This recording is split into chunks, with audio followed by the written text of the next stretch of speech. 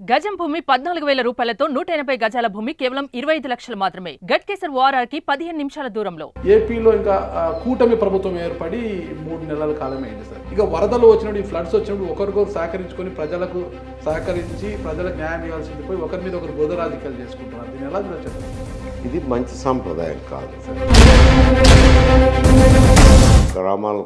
గ్రామాలు మునిగిపోయి చాలామంది నిరాశ్రయులైనారు.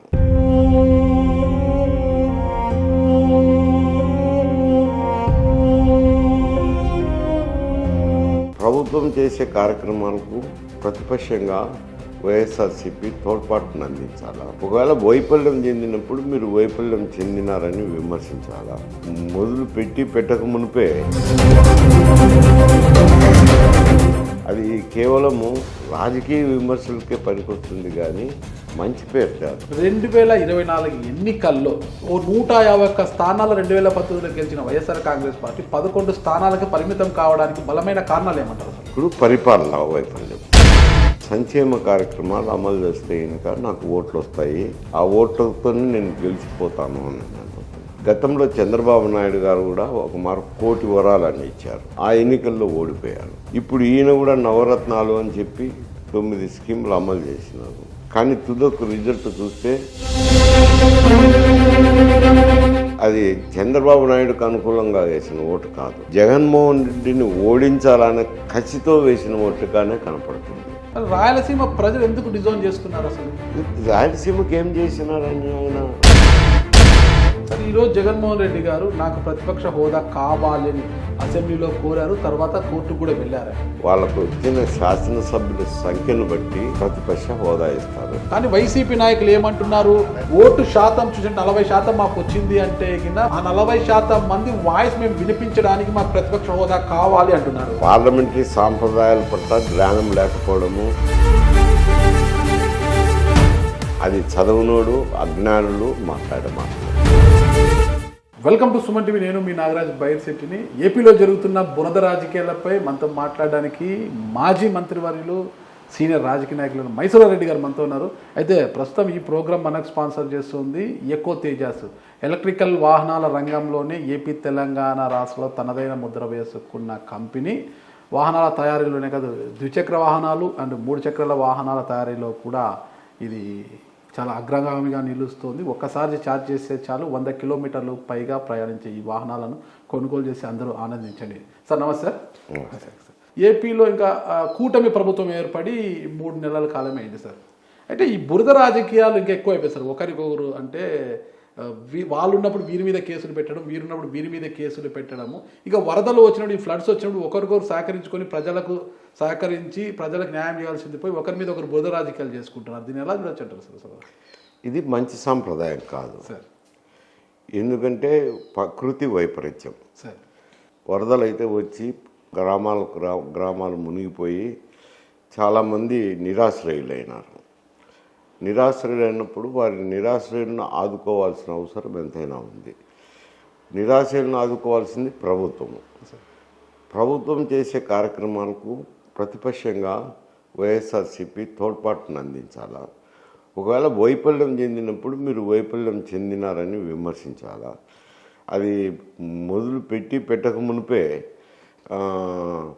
సహాయ కార్యక్రమాలను ఈ బురద రాజకీయం తీసుకున్నారు. మీరు అన్నీ బురద రాజకీయం, అది కేవలము రాజకీయ విమర్శలకే పనికొస్తుంది కానీ మంచి పేరు కాదు.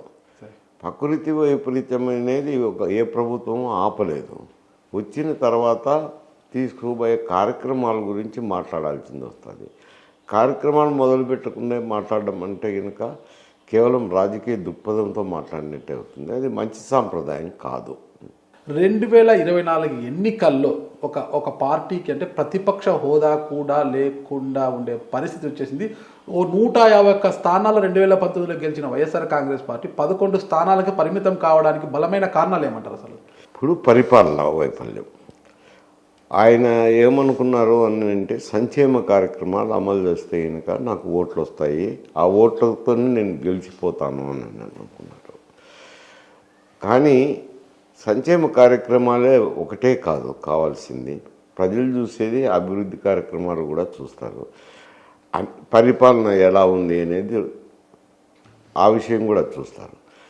వాటిని పట్టించుకోకుండా కేవలం సంక్షేమ కార్యక్రమాలు అమలు చేసి నేను అమలు చేసినాను నాకు ఓట్లు వస్తాయని అనుకున్నారు. ఇప్పుడు ఏమవుతుంది ఏంటంటే సంక్షేమ కార్యక్రమాల్లో 2 రకాల అభిప్రాయాలు ఉన్నాయి. నేను కొంచెం అనలైజ్ చేసి చూస్తే గతంలో చంద్రబాబు నాయుడు గారు కూడా ఒక మారు 1 కోటి వరాలని ఇచ్చారు.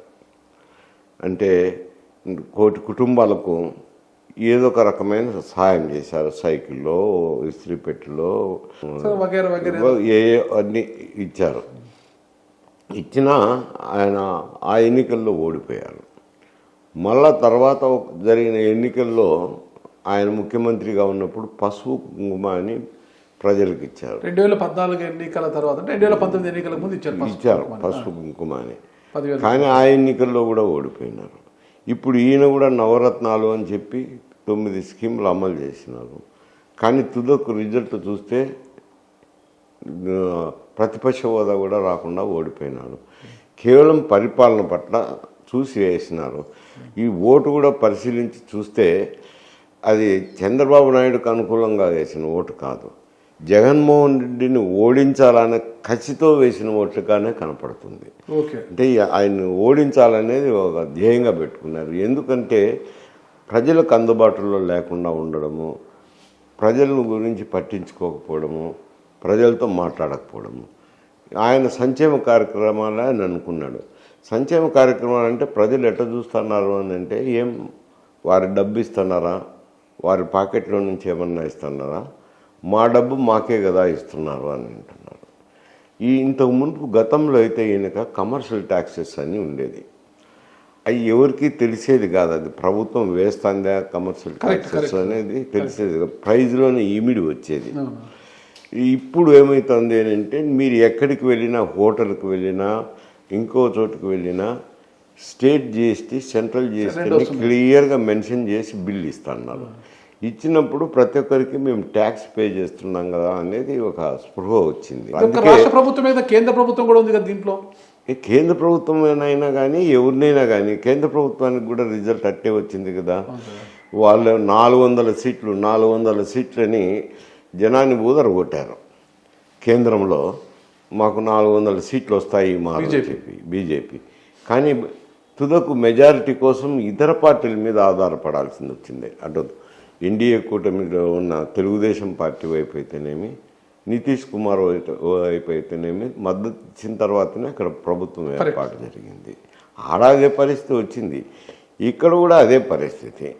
కాకపోతే ఇక్కడ జనము పరిపాలన కూడా అతను ప్రజలకు అందుబాటులో లేకపోవడం ఒకటి, ఊరికి సంక్షేమ కార్యక్రమాలు అనుకోవడం ఒకటి, అభివృద్ధి కార్యక్రమాల పట్ల ఏమాత్రం లేకపోవడము. చాలామంది ఈ పనులు చేశారు ప్రభుత్వాన్ని నమ్మి. బిల్డింగ్లు అయితేనేమి, రోడ్లు అయితేనేమి చాలా పనులు చేసినారు. వాళ్ళకి ఎవరికి బిల్లులు కూడా రాలేదు, అప్పులు చేసి నానా ఇబ్బందులు పడినారు. అందువల్ల ఇవన్నీ చూసి తీర్పిచ్చారు, వ్యతిరేకమైన తీర్పిచ్చారు ఆయన పాలన. ఇక్కడ కూటమి మీద ప్రేమతోనో, చంద్రబాబు గారి మీద ప్రేమతోనో ఓట్లు వేయలేదు, జగన్ గారికి వ్యతిరేకంగా వేయాలనుకొని వేశారు. చెప్తున్నాను అదే కదా, జగన్కు వ్యతిరేకంగా వేయాలని వేస్తున్నారు. కాబట్టి జగన్కు వ్యతిరేకంగా వేసినప్పుడు అది కూటమికి అడ్వాంటేజ్. ఆయన చెప్పాడు కదా, ఒక మద్యపాన నిషేధము తప్పితే నేను 99% చెప్పినట్టు హామీ అమలు చేశాను, ప్రజలకు అందుబాటులో ఉన్నాను ఆయన చెప్పాడు పదే. అంత కసి ఎందుకు వచ్చింది ప్రజల్లో అంటారు? ముఖ్యమంత్రి కూడా ఎప్పుడు ప్రజలను కలిసిన దాఖలాలు లేవు. ఆయన ఏదైనా టూర్లు వెళ్ళినా టూర్లలో కర్టన్స్ కట్టి ఆయన కనపడకుండా సెక్యూరిటీ పర్పస్ కోసం అని చెప్పి జనానికి అవుపించకుండా తీసుకుపోయినారు. అదైతేనేమి మళ్ళీ తర్వాత ఎప్పుడైనా కానీ ఎక్కడైనా కానీ జనంతో కలిసిమెలిసి కలివిడిగా కలవలేకపోయినారు. కలవలేకపోవడం ఒకటి, ఈ పరిపాలనలో ఒంటెత్తు పోకల్లో పోవడము, ఏది వైఎస్ఆర్సీపీ వాళ్ళు చెప్పినట్లే జరగడము, పోలీసు యంత్రాంగం వైఎస్ఆర్సీపీకి అనుకూలంగా పనిచేయడం అయితేనేమి, రెవెన్యూ యంత్రాంగం అయితేనేమి, మొత్తము ప్రభుత్వ యంత్రాంగాలన్నీ కూడా వారి ఎమ్మెల్యేలు చెప్పినట్టు, నాయకులు చెప్పినట్టు జరగడము, ప్రజలకు అందుబాటులో లేకుండా పోవడంతో ప్రజల్లో వ్యతిరేకత వచ్చింది. ఆ వ్యతిరేకమైన తీర్పు అవుతుంది. అంటే మీలాంటి సీనియర్లేమో జగన్మోహన్ రెడ్డి గారు కేవలం సంక్షేమం మీద ఆధారపడ్డారు, పరిపాలన సరిగ్గా చేయలే, అడ్మినిస్ట్రేషన్ అనేది చాలా ఫెయిల్యూర్ అని మీరు అంటున్నారు. కానీ జగన్ గారి వల్ల ఓడిపోయింది కాదు ఇది. ఇక్కడ టార్గెట్ అంతా సజ్జల రామకృష్ణారెడ్డి గారు, ధనుంజయ రెడ్డి గారు అని వీళ్ళు పార్టీలో కొంతమంది ఎమ్మెల్యేలు మాట్లాడుతున్నారు. ఏది కరెక్ట్ అంటారు? ఇప్పుడు నీ ఒక సలహా చెప్తావు, నేను బుద్ధి బుట్టి ఆచరించుతాను, లేకపోతే లేదు. నీ సలహా వల్ల ఓడిపోయినానని చెప్పడం అంతకంటే దౌర్భాగ్య పరిస్థితి ఉండదు. ఏదైనా నాయకుని మీద ఆధారపడే ఓటింగ్ ఉంటుంది. కానీ మందులు ఎస్పెషల్లీ ప్రస్తుత రాజకీయాల్లో రీజనల్ పార్టీస్ హవా నడుస్తుంది. ఏ రాష్ట్రానికి వెళ్ళినా ఏదో ఒక రీజనల్ పార్టీ ఉంది. రీజనల్ పార్టీ నేతలకి ముఖ్యమంత్రి ఉంటాడు, ఇంకా మిగతా క్యాబినెట్ అనేది నామకే వస్తుంది. సర్వము ముఖ్యమంత్రి ఆఫీసు నుంచే నడుస్తాయి. ఒక 5 మంది 6 మంది సెక్రటరీలు వేసుకుంటున్నారు. ఆ సెక్రటరీలు ఏమి ఇన్స్ట్రక్షన్స్ ఇస్తారో అవే సెక్రటరీలు అయినా కానీ కలెక్టరేట్లు అయినా ఫాలో అవుతుంటారు. ఇంకా వేరే వాళ్ళకి ఇక్కడ వాళ్ళు అడ్వైజర్స్గా విన్నారనుకోండి, సజ్జల రామకృష్ణారెడ్డి కానీ, ధనుంజయ రెడ్డి కానీ, ఇంకొకరు కానీ అడ్వైజర్స్ వాళ్ళు ఏదో కొన్ని సలహాలు చెప్తారు. ఆ సలహాలు పాటించవచ్చు, పాటించకపోవచ్చు. అది నాయకుని మీద ఆధారపడి ఉంటుంది. అడ్వైజర్సే నడిపినారు ప్రభుత్వం అనే దానికి లేదు, ఆ సలహాల వల్లనే ఓడిపోయినారు అనే దానికి లేదు. అది ఒక నెపము, ఒక ఆరోపణ మాత్రమే. కానీ ఎప్పుడైనా కానీ పరిపాలన అనేది ముఖ్యమంత్రిని చూసే నడుస్తుంది ఏంట. ఓకే, జగన్మోహన్ రెడ్డి గారు ఎన్నికల ముందు కూడా చాలా కాన్ఫిడెంట్గా మాట్లాడారు. క్యాండిడేట్లతో పనిలేదు, నా బొమ్మను చూసి ప్రజలు ఓట్లు వేస్తారని అంత కాన్ఫిడెంట్గా చెప్పారు కదా. మరి ఆయన బొమ్మను చూసినా కూడా ప్రజలు ఓట్లు వేయలేదు. ఆయన అనుకోండొచ్చు, ప్రజల్లో ఏముంది అనేది అంచనా వేయలేకపోవడం, అది అంచనా వైఫల్యం అంటారు. వైఫల్యంతో ఆయన మేకపోతు గాంభీర్యం, నేను గెలుస్తున్నాను, నా బొమ్మ చూసి ఓట్లేస్తారు అని చెప్పి ఏదో చెప్పుకున్నారు. కానీ తుదకేమైంది? ఆయన బొమ్మను చూసినారు, ఆయన్ను చూసినారు, ఆయన పరిపాలన చూసినారు. ఓటింగ్ ప్యాటర్న్ వచ్చేసరికి అందరూ వ్యతిరేకంగా ఓట్లేసినారు. రాయలసీమలో ఒక పార్టీ అంటే వైఎస్ఆర్ కాంగ్రెస్ పార్టీకి మంచి పట్టున్న ప్రాంతం రాయలసీమ అంటారనమాట. రెడ్డి సమాజం ఆధిపత్యం ఉన్న ఏరియా కాబట్టి మాకు చాలా ఆధిపత్యం ఉంటుందని. కానీ ఇక్కడ ప్రజలు ఎంతగా డిసోన్ చేసుకున్నారంటే కారణము రెడ్డి సామాజిక వర్గం అనేది పూర్తిగా ఆయనకే చేసింది అనేది లేదు. ఎందుకంటే గ్రామంలో ఉంటే 2 వర్గాలుగా ఉంటారు. ఒక వర్గం తెలుగుదేశానికి చేసిండొచ్చు, ఒక వర్గం వైఎస్ఆర్సీపీకి చేసిండొచ్చు. అందువల్ల అందరూ మొత్తం అంతా గొంపగుత్తగా ఏకంగా ఓట్లు వేసినారనేది. రెడ్డి వర్గం అనేది ఒక 8% ఉండొచ్చు, 10% ఉండొచ్చు రాయలసీమలో. మిగతా కులాలు కూడా ఉన్నాయి కదా, వాళ్ళందరూ కూడా ఓట్లు వేయాలి కదా. రాయలసీమ ప్రజలు ఎందుకు డిజోన్ చేసుకున్నారు? అసలు రాయలసీమకి ఏం చేసినారని ఆయన రాయలసీమ ప్రజలు డిజోన్ చేయడానికి కానీ పెట్టడానికి. అప్పుడు వచ్చిన ఎలక్షన్లలో కూడా అన్ని ప్రాంతాల్లో, గోదావరి జిల్లాలో రిజల్ట్ ఎట్టు వచ్చినాయో, నెల్లూరు జిల్లాలో రిజల్ట్ ఎట్టు వచ్చినాయో, శ్రీకాకుళం విజయనగరంలో రిజల్ట్ ఏ విధంగా వచ్చినాయో, రాయలసీమలో కూడా అదే విధంగా వచ్చినాయి రిజల్ట్. అప్పుడు చంద్రబాబు నాయుడుకి వ్యతిరేకంగా ఈయనకు ఓట్లు వేశారు. ఎందుకంటే నన్ను ఒక మారు చూడండి అని ఆయన పాదయాత్రలు చేయడం అయితేనేమి, బస్ యాత్రలు చేయడం అయితేనేమి, తిరగడం అయితేనేమి, ప్రజలకు నేను వస్తే మీకు సుపరిపాలన అందిస్తారని చెప్పినారు, నమ్మినారు. చూద్దాం, ఈయన్ని ఒక మారు చూద్దామని ఓట్లు వేసి గెలిపించినారు. కానీ తుదకొచ్చేసరికి ఏం జరగలేదు అనేది వచ్చింది. అది ఓకే, మొత్తం మీద జగన్మోహన్ రెడ్డి గారి యొక్క అడ్మినిస్ట్రేషన్ వైఫల్యం వల్లే ఓటమికి బలమైన కారణాలు అంటారు. ఇది జగన్ వల్ల, జగన్ వల్ల అంతే. జగన్ బొమ్మ కూడా పనిచేయలేదు. అది ఎందుకు అని అన్నానంటే, ఈ రీజనల్ పార్టీస్ వచ్చినాక మొత్తం అంతా సీఎం కన్సర్న్లలోనే జరుగుతుంది. సీఎం ఏం ఆదేశాలు ఇస్తారో దాన్ని బట్టే ప్రభుత్వం నడుస్తుంది. కాబట్టి గెలుపైనా ఓటమైనా అన్నిటికీ కారణం సీఎంఏ అవుతుంది. అంటే ఆయన జగన్మోహన్ రెడ్డి గారు అనుకోవచ్చు. సార్, మీరు చాలా సీనియర్ నాయకుడు, కడప జిల్లా వాసిగా సార్. మీరు గతం నుంచి మనము తీసుకుంటే రాజశేఖర రెడ్డి గారు ఉన్నప్పుడు, మీరంతా ఉన్నప్పుడు ఒక్కొక్క సందర్భంలో టీడీపీ పైచేయి సాధించిన, ఎక్కువ సందర్భాల్లో కాంగ్రెస్ పార్టీ పైచేయి సాధించింది కడప జిల్లా వరకు, ఉమ్మడి కడప జిల్లా వరకు. ఆ తర్వాత జగన్మోహన్ రెడ్డి గారు పార్టీ పెట్టింది 2014 కావచ్చు, 2019 కావచ్చు, వైఎస్ఆర్ కాంగ్రెస్ పెడితే హవా సాగింది.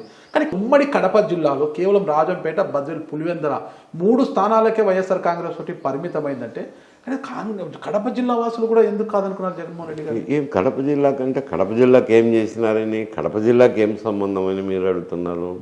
కడపకి ఏం చేసినారు చెప్పండి? ఏం చేయలేదు కదా. రాష్ట్రం అంతా ఏ విధంగా చేసినారో కడపకు కూడా అదే విధంగా చేసినారు. కానీ నేను కడప జిల్లా వాసిని, కడపకు ఏదో ప్రాముఖ్యతనివ్వాలా, కడపకు చెయ్యాలా అని ఏమన్నా చేసినారా? ఏం లేవు కదా, ఏ కార్యక్రమాలు లేవు కదా. ఇప్పుడున్న పరిస్థితుల్లో జగన్మోహన్ రెడ్డి గారిని తిరిగి ఆంధ్ర రాష్ట్ర ప్రజలు హక్కున చేర్చుకునే అవకాశం ఉందంటారా? అది ఇప్పుడే ఎట్లా చెప్పగలుగుతాం? ఎందుకంటే 3 మాసాలే అయింది. 3 మాసాల్లో ఈ ప్రభుత్వం పనితీరుని గురించి ఎవ్వరూ అంచనా వేయలేము. కనీసం 3 సంవత్సరాలు జరిగిన తర్వాత అయితే ప్రభుత్వ పనితీరుని గురించి ఎవరైనా అంచనా వేయచ్చు. ఆయన కూడా ఏం తక్కువ లేదు. సూపర్ 6 హామీలన్నీ 6 హామీలు ఇచ్చినారు. ఇప్పుడు ఎవరైనా ప్రజలు చెప్పకపోతే వేరు సమస్య, చెప్పిన తర్వాత అమలు చేయాలనేది ఆశతో ఎదురు చూస్తారు. కానీ ఒక పక్క చూస్తే రాష్ట్ర ఆదాయాలు పెరగవు. గతంలో ఏమున్నాయో ఇప్పుడు అంతే ఉంటుంది, అవి పెరిగేదానికి లేదు. 1,20,000 1,30,000 కోట్ల ఆదాయం వస్తుంది. 1,30,000 కోట్ల ఆదాయంలోనే గతంలో అప్పులు చేసినారు, 7 లక్షల కోట్ల అప్పులు చేసినారు. 7 లక్షల కోట్లకు అప్పులకు కంతులు కట్టాల్సింది ఉంటుంది, ఇంట్రెస్ట్లు కట్టాల్సింది ఉంటుంది. అవి పోవాలి. పోయిన తర్వాత మిగిలిన డబ్బునే సంక్షేమ కార్యక్రమాలకైనా అభివృద్ధి కార్యక్రమాలకైనా ఖర్చు పెట్టాలా. కాకపోతే ఇప్పుడు వీళ్ళు ఇచ్చిన హామీలకే నెరవేర్చడానికే బుటాబుట్టిగా డబ్బులు సరిపోతాయి. అది కూడా పూర్తిగా డబ్బులు చాలా అప్పులు చేయాల్సింది ఉంటుంది. ఈ 6 హామీలు అమలు చేయాలంటే మళ్ళీ అప్పులు చేయాల్సింది వచ్చింది. అప్పులు అని అంటే రాష్ట్రం నుంచి వచ్చిన ఆదాయము వడ్డీలకు కట్టినే సరిపోతుంది.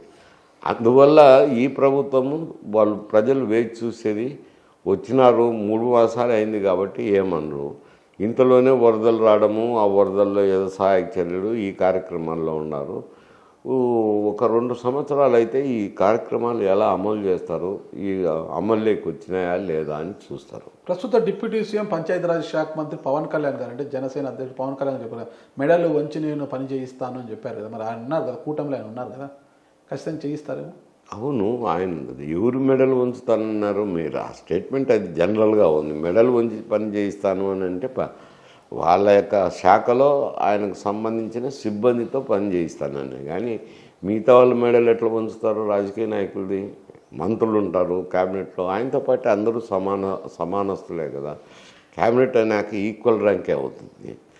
కానీ ఇతర మంత్రులు మెడలు వంచలేరు, ఇతర శాఖల అధికారుల మెడలు వంచలేరు. ఆయన శాఖకు సంబంధించిన వారిని మెడలు వంచి పని చేయించవచ్చు. ఇక్కడ రెండోది ఏమిట్రా అనంటే, ఆయన జనసేన పార్టీ పెట్టారు.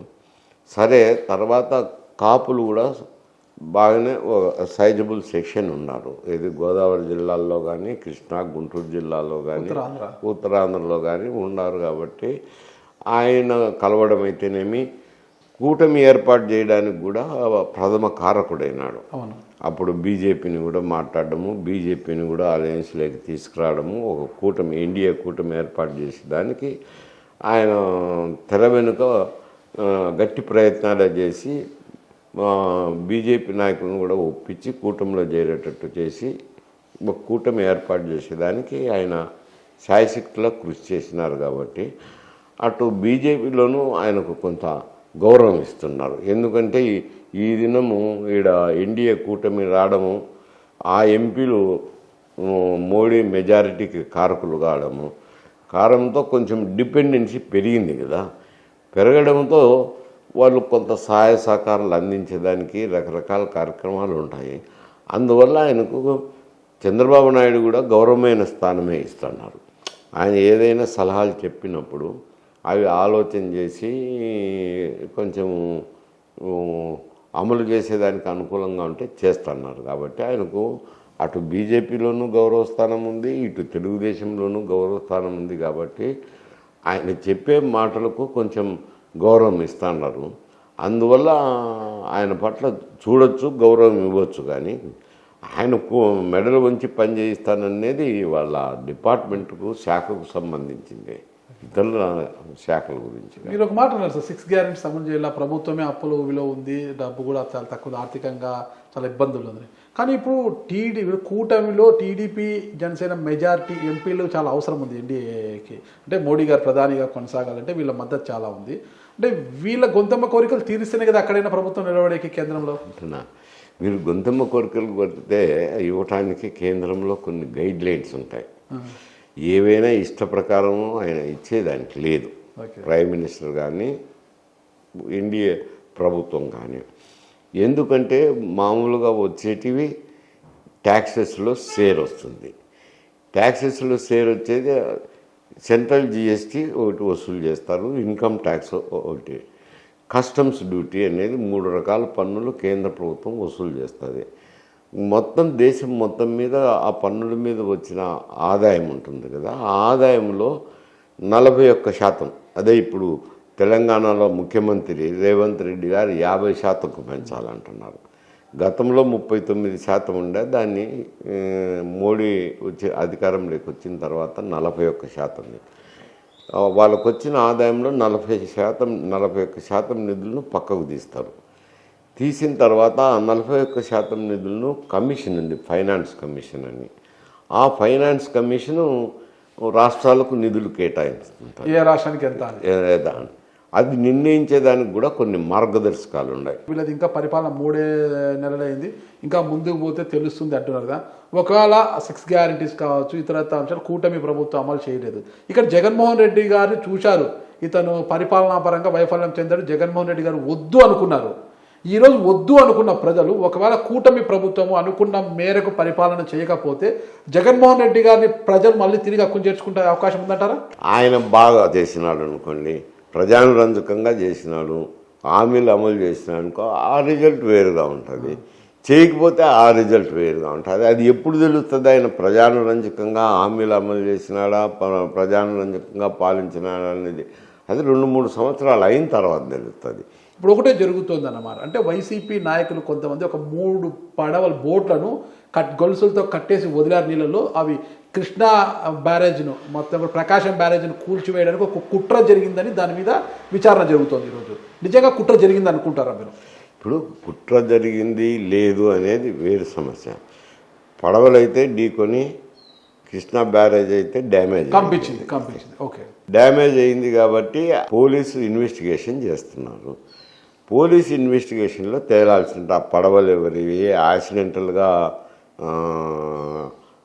గుద్దుకున్నాయా లేక అదే పనిగా గుద్దినారా అనేది పోలీస్ ఇన్వెస్టిగేషన్లో తేలాలా. ఇన్వెస్టిగేషన్లో ఉంది కాబట్టి తర్వాత ఈ లోపల ఏమవుతుంది, ఈ పడవలు వచ్చి వైఎస్ఆర్సీపీ వాళ్ళని తెలుగుదేశం వారి అని వైఎస్ఆర్సీపీ వాళ్ళు ఒకరి మీద ఒకరు ఆరోపణలు చేసుకుంటున్నారు.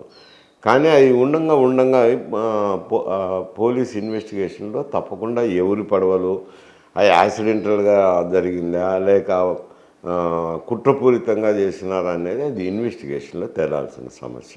సార్, ఈరోజు జగన్మోహన్ రెడ్డి గారు నాకు ప్రతిపక్ష హోదా కావాలని అసెంబ్లీలో కోరారు, తర్వాత కోర్టుకు కూడా వెళ్ళారు. అంటే ప్రతిపక్ష హోదా అడగడానికి శాసనసభలో ఉన్న మనకున్న రాష్ట్రంలో ఉన్న సంఖ్యాపరంగా, శాసనసభ్యుల సంఖ్యాపరంగా మనం ప్రతిపక్ష హోదా నిర్ణయిస్తామా, లేదంటే వీళ్ళకు రాష్ట్రంలో వచ్చిన ఓటు శాతం ప్రకారం మనము ప్రతిపక్ష హోదా నిర్ణయిస్తామా? ఓటు శాతం ప్రకారము దేశంలో ఎక్కడ ప్రతిపక్ష హోదా నిర్ణయించే సాంప్రదాయం లేదు. ఏ రాష్ట్రంలో అయినా, కేంద్రంలో పార్లమెంట్లో అయినా కానీ వాళ్ళకు వచ్చిన శాసనసభ్యుల సంఖ్యను బట్టి ప్రతిపక్ష హోదా ఇస్తారు. ప్రతిపక్ష హోదా కావాలంటే 1/10 ఆఫ్ ది హౌస్ సంఖ్య ఉండాలా. 1/10 అంటే ఇక్కడ దగ్గర 175 అంటే మనకు 17.5 అంటే 18 అనుకోండి, 18 స్థానాలు రావాలా. వస్తే కానీ నీకు ప్రతిపక్ష హోదా రాదు. కానీ వైసీపీ నాయకులు ఏమంటున్నారు, సభ్యుల సంఖ్యతో మాకు సంబంధం లేదు, రాష్ట్రంలో మాకు 40% ఓటు షేర్ వచ్చింది, ఓటు శాతం చూసి 40% మాకు వచ్చింది అంటే గిన ప్రజలు మా వైపు ఉన్నారు కాబట్టి ఆ 40% మంది వాయిస్ మేము వినిపించడానికి మాకు ప్రతిపక్ష హోదా కావాలి అంటున్నారు. అది పిడివాదం అంటారు, అజ్ఞానం అంటారు.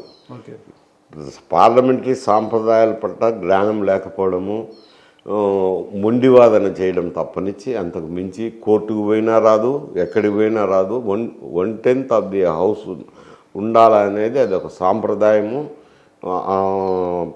పార్లమెంటు శాసనసభలో పుట్టినప్పటి నుంచి అదే సంప్రదాయాన్ని పాటిస్తున్నారా?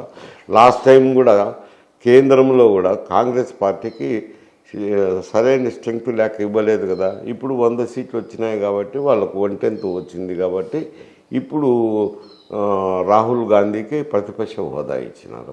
అది ఎవరు ఒకరు ఇచ్చేది కాదు, స్పీకర్ గారు నిర్ణయం తీసుకుంటారు. 10% సీట్లు ఉంటేనే స్పీకర్ నిర్ణయం తీసుకుంటారు, లేకపోతే తీసుకునేదానికి లేదు. ఊరికి వాదన చేసేదానికి, పిడి వాదన చేసేదానికి, ఏదో వాళ్ళ పత్రికలు పెట్టి రాసుకునేదానికి పనికి వచ్చేది, కానీ అది ఎక్కడ చెల్లదు. స్ట్రైట్ చెప్తాను సార్, వాళ్ళు వీళ్ళు కాదు. అంటే దాదాపు 30 సంవత్సరాలు వైఎస్ కుటుంబంతో డి అంటే పోరాటం చేసి 2024 ఎన్నికలకు ముందు వైఎస్ఆర్ కాంగ్రెస్ పార్టీ కండువా కప్పుకుని ఆ పార్టీ ప్రధాన కార్యదర్శిగా ఉన్న వేంపల్లి సతీష్ రెడ్డి గారే సింగారెడ్డి వెంకట సతీష్ కుమార్ రెడ్డి గారు ఈ డిమాండ్ చేస్తున్నారు ఈరోజు. ఆయన కౌన్సిల్లో డిప్యూటీ చైర్మన్గా పనిచేసినాడు, కానీ ఈ పార్టీలో ఉన్నాడు కాబట్టి పిడివాదం చేస్తున్నాడు. ఆయనకి తెలియదు 1/10 ఆఫ్ ది హౌస్ రావాలని. ఊరికే నాకు ఓట్లు వచ్చినాయి కావాలంటే ఇచ్చేవాడు ఎవడు ఉండడు అంటారు. పార్లమెంటరీ సాంప్రదాయం అనేది ఈరోజు కాదు, ఎప్పుడో ఏర్పాటు చేసినారు. ఆ సాంప్రదాయాల ప్రకారం జరుగుతుంటుంది. ఓకే సార్, అంటే మొత్తం మీద జగన్మోహన్ రెడ్డి గారు కోర్టుకు వెళ్ళడము సబబు అంటారు. ప్రతిపక్ష హోదా కోసం కోర్టు ఆయన అజ్ఞానాన్ని ప్రదర్శించుతాను, ఇంకంతే చెప్తాను కదా. ఆయన అజ్ఞానానికి అది పరాకాష్ట అంటాను. ఇప్పుడుండే నాయకులు, మాట్లాడే నాయకులు కౌలు సర్దారంటే వాడేవాడని అడుగుతారు. పరిజ్ఞానం ఉన్నోడు ఎవ్వడు పార్లమెంటరీ సాంప్రదాయాల్లో కానీ, పార్లమెంటరీ పుస్తకాలు చదివినోడు కానీ, రూల్స్ ప్రొసీజర్స్ చదివినోళ్ళు కానీ ఎవ్వరు కూడా మాట్లాడరు. అది చదవనోడు, అజ్ఞానులు మాట్లాడే మాటలు. రాజశేఖర్ గారు లేరు, డిఎల్ రవీంద్రారెడ్డి గారు, మైసూరారెడ్డి గారు, వీరశివారెడ్డి గారు, మీ తర్వాత అనుకుంటే వరదరాజరెడ్డి గారు వచ్చింది రాజకీయాలకు. వరదరాజరెడ్డి గారు అందరూ సీనియర్లే కదా. రాజశేఖర రెడ్డి గారితో అందరికీ మంచి పరిచయాలు ఉన్నాయి. వీళ్ళందరిలో 2024 ఎన్నికలకు ముందు మాత్రమే వీరశివారెడ్డి గారు వైసీపీ కండువా కప్పుకున్నారు. మరి ఈ సీనియర్లు ఎవ్వరూ కూడా ఈరోజు వైఎస్ రాజశేఖర రెడ్డి కుమారుడు వైఎస్ జగన్మోహన్ రెడ్డి గారు వెంట లేకపోవడానికి కారణం ఏమనొచ్చు సార్? ఏమనొచ్చు, ఆయన పెట్టుకోలేదు, పోలేదు, అంతే. దానికి ఏముంది? మరి ఇంతమంది సీనియర్లలో మళ్ళా కూడా తొలితరం నాయకుల్లో వరదరాజరెడ్డి గారికి మాత్రమే 8-10 వయసులో కూడా మళ్ళీ పోటీ చేసే అవకాశం వచ్చింది, గెలిచారు. ఆయన గెలుపుని ఎలా చూస్తారు సార్? ఆయన నిలబడాలనుకున్నారు, నిలబడినారు. ఇప్పుడు మీకు తెలియనిది ఒక విషయం ఉంది. చెప్పండి సార్. ప్రస్తుతము ఆంధ్రప్రదేశ్ రాజకీయాల్లో ఎవరైనా శాసనసభ్యుడు కావాలంటే దాదాపు 60 కోట్ల రూపాయలు ఖర్చు పెట్టారు. బాహటంగానే చెప్తాను కదా, ఆన్ రికార్డే చెప్తున్నాను. ఎందుకంటే ఓటుకు 2,000 రూపాయలు పంచినారు. 85% నియోజకవర్గాల్లో అటు తెలుగుదేశం వాళ్ళు 2,000 రూపాయలు పంచినారు, ఇటు వైఎస్ఆర్సీపీ వాళ్ళు 2,000 పంచినారు. అంటే 2,000 పంచితే జనసేన బీజేపీ కూడా ఉన్నాయి సార్. 2,000 పంచడం అని అంటే 60 కోట్ల రూపాయలు అవుతుంది. 60 కోట్ల రూపాయలు దగ్గర ఖర్చు పెట్టాలా అని అంటే కొంత పార్టీలు సాయం చేసిండొచ్చు, 5-10 ఎంతో కొంత పార్టీలు సాయం చేసిండొచ్చు. మిగతాది అభ్యర్థులు పెట్టుకోవాలా అంటే డబ్బులు ఉన్నవారు మాత్రమే అధికారంలోకి వచ్చినారు. పాత ట్రెడిషనల్ నాయకులు ఎవరు లేరు. ఎందుకు పోలేదంటే అంత డబ్బులు, అంత అవకాశం ఉంటేనే కదా పోతారు, లేదంటే ఎవరు కూడా పోరు, ఆ పక్కకే పోరు. ఎందుకు అంత డబ్బులు ఖర్చు పెట్టడం ఎందుకు, వృధా ప్రయాస ఎందుకు లేని చాలామంది సాధించుకున్నారు. అంటే పాత తరం నాయకులు వరదరాజరెడ్డి గారు వెళ్ళారు కదా. ఆయన ప్రొవిజన్ ఆయనకు ఉన్నాయి, ఏదో పోయినారు, పార్టీ సాయం చేసింది, కొంత చందాలు వచ్చినాయి, రకరకాలుగా ఏదో ఆయనకు వనరు చేకూరే నిలబడినాడు. ఆ వనరు చేకూరుతుందంటేనే ఆయనకు టికెట్ ఇస్తున్నారు. ఎవరు కూడా ఏ పార్టీ కూడా 30 కానీ 40 కోట్లు కానీ పెట్టుకుంటానంటేనే టికెట్ గురించి ఆలోచన చేసినారు, కానీ డబ్బుల గురించి ఆలోచన చేయకుండా ఎవ్వరూ టికెట్లు వేయలేదు అంట. ఓటుకు నోటు ఇచ్చి ఓట్లు వేయించుకుండే పరిస్థితి ఈరోజు వచ్చిందంటే దీనికి శ్రీకారం చుట్టింది ఎవరంటారు సార్? అసలు ఓటు నోటు కేసు అనేది దీనికి కారణం ఎవరంటే ఇద్దరు, చంద్రబాబు నాయుడు, జగన్మోహన్ రెడ్డి, ఇద్దరు కారణమే అని చెప్తాను అంట. మరి ఈ సంస్కృతికి మనం చరమగీతం పాడాలి అంటే ఏం చేయాలి సార్? అది జనమే పాడాలా, ఎవరన్నా చెప్తే ఎట్టు వస్తుంది? నాయకులు డబ్బులు పంచకుండా ఓట్లు వేయించుకోలేరా? ఎట్ట కాదు, వాళ్ళు తీసుకుంటున్నారు, జనం మేము డబ్బు తీసుకోము అని అంటే అప్పుడు ఆ సంస్కృతి. నాయకులు మేము ఇవ్వము, మీరు ఓట్లు వేస్తే వేయండి, లేకపోతే లేదని కఠినంగా ఎవరంటారు? ఎవరు నిలబడినాక గెలిచాలనే పోతారు, గెలిచాలని పోయినాక డబ్బులున్నోళ్ళే పోతున్నారు. మేము రాజకీయాలే చేస్తాము, డబ్బులు ఇవ్వము అని ఎవరు పోవడం లేదు కదా. అది ఉండాది, నేను డబ్బు పెట్టగలుగుతాను, నాకు ఇంత ఆర్థిక స్తోమత ఉంటుందంటేనే ఎన్నికలకు పోతున్నారు. మనకు 2024 ఎన్నికలకు ముందు కావచ్చు, ఎన్నికల సందర్భంలో మొత్తం కూడా కడప జిల్లాలో సగానికి సగము వైఎస్ వివేకానంద రెడ్డి మర్డర్ చుట్టే తిరిగింది సార్, హత్య చుట్టే తిరిగింది. ఎలా చూడొచ్చు సార్ దాన్ని అసలు? ఎలక్షన్ కారణాలు వేరు, ఎలక్షన్ కథ. ఇక్కడ ఏ విధంగా రిజల్ట్ వచ్చినాయో కడపలో కూడా అదే విధంగా రిజల్ట్ వచ్చింది. అంతేగాని వివేకానంద రెడ్డి చుట్టూ ఏం తిరగలేదు అంట. పులివెందల్లో 2019లో జగన్మోహన్ రెడ్డి 91,000 మెజార్టీ వస్తే 2024కి 60,000 పడిపోయింది సార్, 30,000 మెజార్టీ పడిపోయింది. ఈ గ్రాఫ్ ఇలా పడింది కదా సార్, కారణం ఏమంటారు? సొంత నియోజకవర్గం ఇక్కడ షర్మిల గారు ఎంపీగా పోటీ చేసినారు, తర్వాత బీటెక్ రవి ఎమ్మెల్యేగా పోటీ చేసినారు. ఆయన కూడా బాగా తిరిగినారు. షర్మిల కూడా పులివెందుల్లోనే తిరిగింది. సరే అక్కడ క్రాస్ ఓటింగ్ జరగదు కదా, ఆమెకు ఓట్లు వేయాలని వేసినప్పుడు ఇక్కడ బీటెక్ రవికి కూడా వేసినారు, అందువల్ల మెజారిటీ తగ్గిపోయింది. అసలు కడప జిల్లాలో టీడీపీ వైసీపీ బలం ఉండొచ్చు, కమలం గుర్తు గెలవడం అనేది అంటే ఆదినారాయణ రెడ్డి గారు మంచి నాయకుడే సార్, ఆ ప్రాంతానికి నాయకుడే, కానీ కమలం గుర్తు మీద ప్రజలు ఓట్లు వేశారంటే అప్పుడు దేనికి సంకేతం సార్ ఇది? ఇప్పుడు అంటే ఆయన అలయన్స్లో నిలబడినాడు. ఇప్పుడు గుర్తు బీజేపీ కమలం గుర్తు గుర్తుంది. అలయన్స్ బీజేపీ, తెలుగుదేశము, జనసేన కలిసి పోటీ చేసినాయి. పోటీ చేసినప్పుడు ఆయనకు ఒక బీజేపీ పార్టీ టికెట్ ఇచ్చింది కాబట్టి కమలం గుర్తుంది. కాకపోతే అక్కడ మైనారిటీ సోదరులు ఉన్నారు, ముద్దనూళ్ళు అయితేనేమి, ఎర్రగుంటలు అయితేనేమి, జమ్మలమడుగులు అయితేనేమి. దాని తోడు క్రిస్టియన్స్ కూడా మంచిగా సైజబుల్ పాపులేషన్ ఉండినా ఓట్లు వేసినారు. అంటే అది జనరల్గా పోయినారు, ఆ గుర్తును చూడలేదు, జనరల్గా పోయినారు. అది వివేకానంద రెడ్డి ఎవరు చంపారు, ఎందుకోసం చంపారని మనకు అవసరం సార్, అది కోర్టు చూసుకుంటుంది, చట్టం పరిధిలో ఉంది. కానీ ఆయన హత్యను ఎలా చూడొచ్చు అంటే పాపం వివేకానంద అది మర్డర్ చేయడం అనేది తప్పే. ఎందుకంటే ఆయన ఏం ఎప్పుడు ఎవరితోనూ కొట్లాడేవాడు కాదు, ఇన్వాల్వ్ అయ్యేవాడు కాదు. అది ఎవరు చేసినారు, ఏం చేసినారు, ఎందుకు జరిగింది అనేది పోలీస్ ఇన్వెస్టిగేషన్లో తేలాల్సిందే. అది సిబిఐ వాళ్ళు ఇన్వెస్టిగేషన్ చేస్తారా, తుదకేదో తేలుస్తారులేండి. కానీ ఆయన చేయాల్సినంతటి వ్యక్తి కాదు అంటాను. ఓకే సార్, ఫైనల్గా ఒకటే సార్, ఈ రోజుకి ఉమ్మడి రాష్ట్రంలో హోంమంత్రి అంటే ప్రతి ఒక్కరికి టక్కని గుర్తుకొచ్చేది ఎంవి మైసూరారెడ్డి గారు. ఆయన తర్వాత కొంచెం మాట్లాడే కొంతమంది పేర్లు అలా గుర్తుకొస్తాయి సార్. 2004లో కొంత అనుకున్న, 2004 తర్వాత తీసుకుంటే హోంమంత్రులు అంటే హోముకే పరిమితమయ్యేలా అయిపోయింది పరిస్థితి. అసలు ఆ పదవి అలంకార ప్రాయమైపోయింది, ఎలాంటి పవర్స్ ఉండట్లేదు అనేది అయితే బయట విమర్శలు బాగున్నాయి సార్. ఎందుకు ఈ పరిస్థితి వచ్చిందంటే సార్? అంటే హోంమంత్రి నేనున్నప్పుడు కూడా నేను హోంమంత్రే సార్, కాకపోతే జిఏడి అనేది ముఖ్యమంత్రి గారి దగ్గర ఉంటుంది. జిఏడి వచ్చి ఐపీఎస్ ట్రాన్స్ఫర్లో, ఐఏఎస్ ట్రాన్స్ఫర్లో అన్నీ కూడా జిఏడి చూసుకుంటారు. జిఏడి ముఖ్యమంత్రి దగ్గర ఉంటుంది కాబట్టి ఆయన ఐఏఎస్లను, ఐపీఎస్లను అందరినీ ట్రాన్స్ఫర్ చేస్తారు. కాబట్టి హోంమంత్రి దగ్గర ట్రాన్స్ఫర్ చేసేటి ఏవేవి ఉండవు. ఏది డిఎస్పీలు అయితే ఏదో డీజీ, హోంమంత్రి కూర్చొని ఏదో ఒక కమిటీ మాదిరి చేస్తుంటారు. మిగతా ఇన్స్పెక్టర్లను వచ్చి డిఐజీ చేసేస్తారు, డిఐజీ రేంజ్లోనే. ఎస్ఐలను వచ్చి ఎస్పీ చేసుకుంటారు. కాబట్టి హోంమంత్రి దగ్గర ట్రాన్స్ఫర్ అనేది ఏవి లేవు కాబట్టి ఆయన హోంమంత్రిగానే ఉంటాడు. అందువల్ల కొద్ది కంట్రోల్ అనేది, అడ్మినిస్ట్రేటివ్ కంట్రోల్ అనేది ఉండదు. కాకపోతే వారికి ముఖ్యమంత్రి గారికి ఉన్న సాన్నిహిత్యం వల్ల కొంతవరకు నడపచ్చు. అప్పుడు నేను హోంమంత్రిగా ఉన్నప్పుడు పెక్యులర్ ఇష్యూస్ ఉన్నాయి. ఎందుకంటే ఎక్స్ట్రీమిస్ట్ ఇష్యూ ఒకటి, ఎక్స్ట్రీమిస్ట్ ఇష్యూల వల్ల లా అండ్ ఆర్డర్ కంట్రోల్ లేకుండా పోయింది. గ్రామాల్లోకి జాయింట్ కలెక్టర్ కూడా వెళ్ళాలంటే ఇబ్బందికర పరిస్థితులు ఉన్నాయి కొన్ని ప్రాంతాలకు. అటువంటి పరిస్థితి ఉన్నప్పుడు కొంచెము ముఖ్యమంత్రులుగా జనార్దన్ రెడ్డి, భాస్కర్ రెడ్డి గారు ఉన్నారు. వాళ్ళు కొంచెం ఫ్రీడమ్ ఇచ్చినారు నాకు.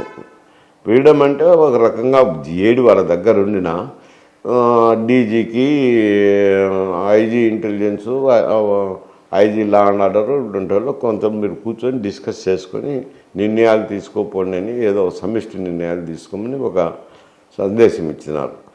అందువల్ల అందరం కూర్చొని ఒక నిర్ణయం తీసుకొని అమలు చేస్తున్నాం కాబట్టి పేరు వచ్చింది. ఇప్పుడు హోంమంత్రులకు ఆ సౌలభ్యం ఉండదు కదా, ముఖ్యమంత్రి ఇవ్వరు. ఏపీలో ప్రజలు బాగుపడాలన్నా, ఏపీ ప్రభుత్వం గాడిన పడి ఆర్థిక సమస్యలన్నీ కూడా తీరిపోయి ఒక మంచి పాలన ముందుకు సాగాలంటే ఏం చేస్తారు సార్? ఇప్పుడు అది ముఖ్యమంత్రి నిర్ణయాలను బట్టి చేయాల్సిందేది. ఎందుకంటే ఒక పక్క రెవెన్యూ ఏమో అది ఎప్పుడు వచ్చే విధంగానే వస్తుంది. అంటే దాదాపు 1,30,000 కోట్లు 1,40,000 కోట్లు రెగ్యులర్గా వస్తుంది. ఆ 1,40,000 కోట్లలోనే ఈ 7 లక్షలు చేశారు.